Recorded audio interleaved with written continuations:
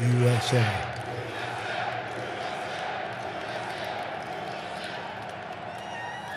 Thank you, Dennis. And I have to say, I love South Carolina. I love it. Remember, we came down all together. We came down, and this was going to be a place that was tough to win, and we won in a landslide. This was a good one. So I want to thank the people of South Carolina and your governor, tremendous guy. He supported us right from the beginning. So I'd like to thank Governor McMaster for the incredible job. He's right here someplace. Thank you very much. You have been fantastic.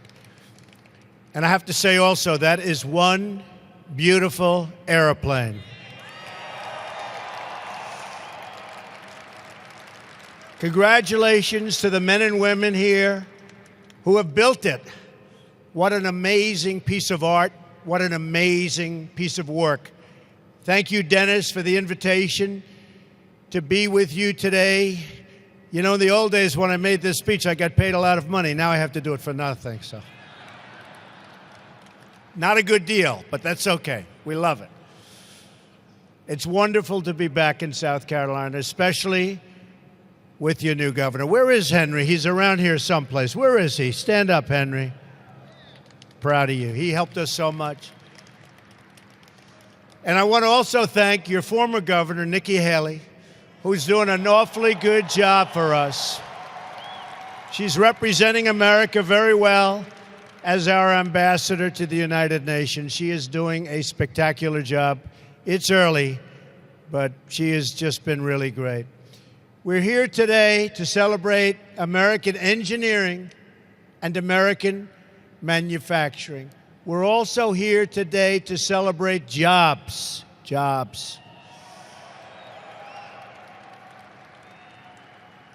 This plane, as you know, was built right here in the great state of South Carolina. Our goal as a nation must be to rely less on imports and more on products made here in the USA.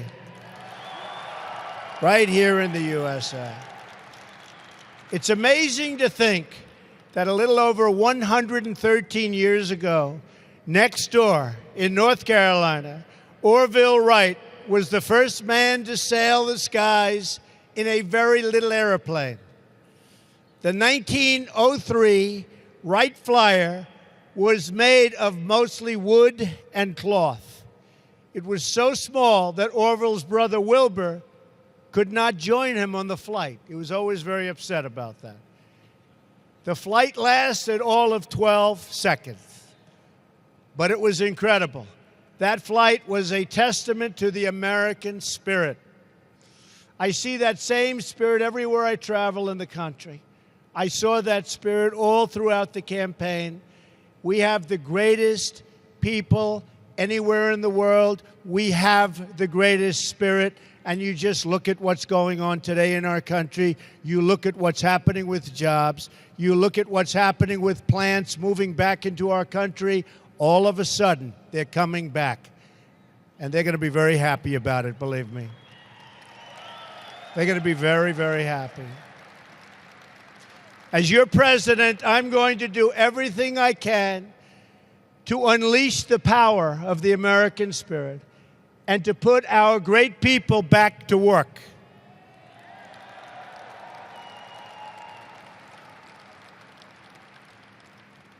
This is our mantra: buy American and hire American. We want products made in America, made by American hands. You probably saw the Keystone Pipeline I approved recently, and the Dakota. And I'm getting ready to sign the bill. I said, where is the pipe made? And they told me, not here. I said, that's good. Add a little sentence that you have to buy American steel. And you know what? It's the way it is. It's the way it's going to be. We are going to fight for every last American job. We've come a long way since the Wright brothers and their first flight more than a century ago. Your plane is made of carbon fiber. It seats 330 passengers. It's 18 feet longer than the previous version of the 787. And this airplane can fly for half a day before it touches the ground. The name says it all, Dreamliner, great name. Our country is all about making dreams come true. Over the last number of years, that hasn't been necessarily the case, but we're going to make it the case again.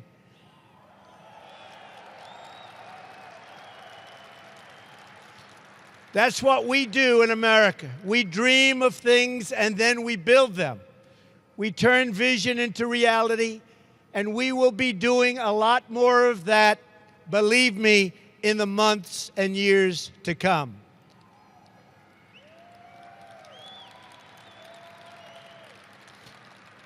I also want to say a word to all of the members of the armed forces who are here with us today in this record crowd.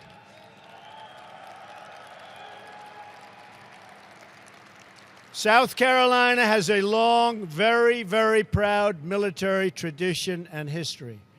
We salute all South Carolina military families, and we salute all the men and women who wear the uniform.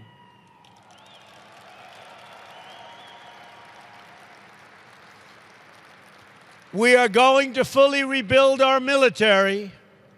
By the way, do you care if we use the F-18 Super Hornets? Or do you only care about, what do you think? Well, thought that was a Super Hornet. We are looking seriously at a big order, and we'll see how that, the problem is that Dennis is a very, very tough negotiator, but I think we may get there. We're also working on the Air Force One project, which was a difficult project for previous administrations, but it looks like we're getting closer and closer. And we're going to ensure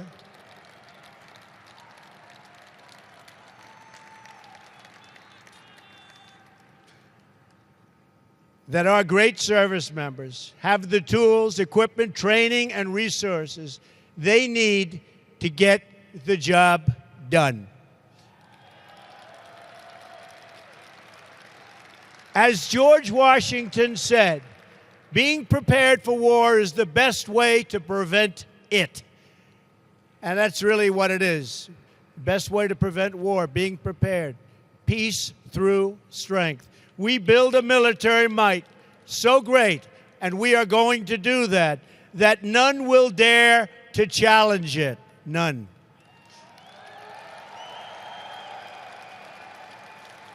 We will ensure our men and women in uniform have the latest, the most cutting-edge systems in their arsenal. Right now, it's not that way. It will be that way very, very soon, believe me.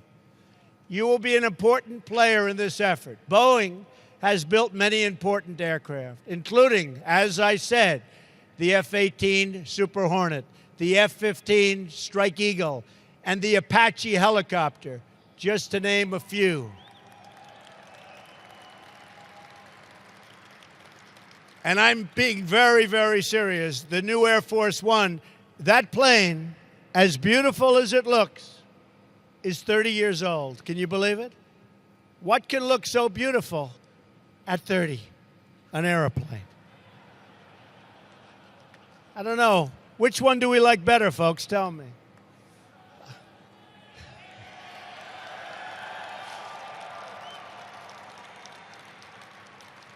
On every front, we are going to work for the American people. Nowhere in our focus is, and I mean this so strongly, and our focus has to be so strong, but my focus has been all about jobs. And jobs is one of the primary reasons I'm standing here today as your president, and I will never, ever disappoint you, believe me. I will not disappoint you. I campaigned on the promise that I will do everything in my power to bring those jobs back into America. We wanted to make much easier, it has to be much easier to manufacture in our country and much harder to leave I don't want companies leaving our country, making their product, selling it back, no tax, no nothing, firing everybody in our country. We're not letting that happen anymore, folks. Believe me, there will be a very substantial penalty to be paid when they fire their people and move to another country, make the product, and think that they're going to sell it back over what will soon be a very, very strong border. It's going to be a lot different. It's going to be a lot different. Already, American industry is roaring back. And believe me, if we, not me, I'm a messenger, if we didn't have this victory, we wouldn't be even talking about it. To achieve that goal, we're going to massively reduce job-crushing regulations, already started, you've seen that send our jobs to those other countries. We are going to lower taxes on American business so it's cheaper and easier to produce product and beautiful things like airplanes right here in America. We are going to enforce, very strongly, enforce our trade rules and stop foreign cheating. Tremendous cheating. Tremendous cheating. We want products made by our workers in our factories, stamped with those 4 magnificent words: made in the USA.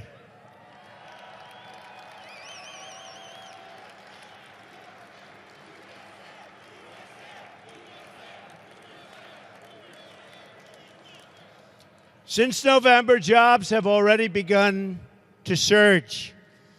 We're seeing companies open up factories in America. We're seeing them keep jobs at home.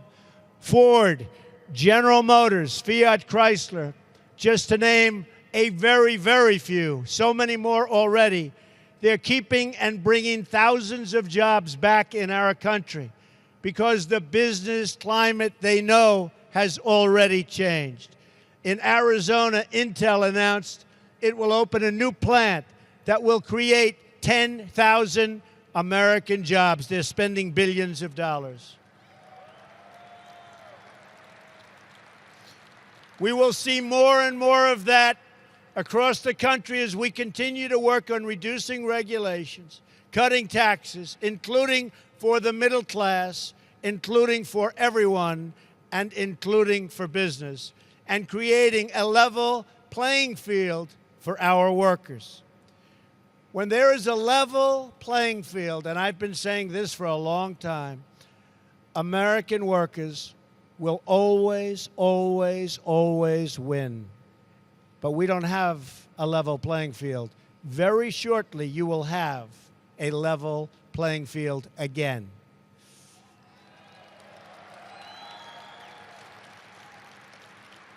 Because when American workers win, America as a country wins. Big league wins. That's my message here today. America is going to start winning again, winning like never, ever before.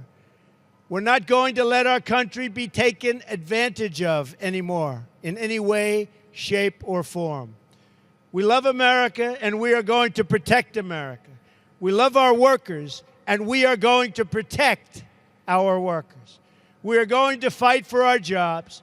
We are going to fight for our families. And we are going to fight to get more jobs and better paying jobs for the loyal citizens of our country. Believe me. You've heard me say it before, and I will say it again.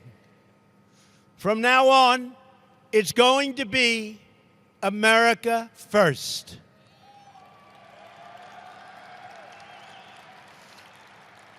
Working together as a unit, there is nothing we cannot accomplish. No task too large, no dream too great, no goal beyond our reach. Just like you built this incredible airplane behind me, both of them when you think about it, we are going to rebuild this country and ensure that every forgotten community has the bright future it deserves. And by the way, those communities are forgotten No longer. The election took care of that.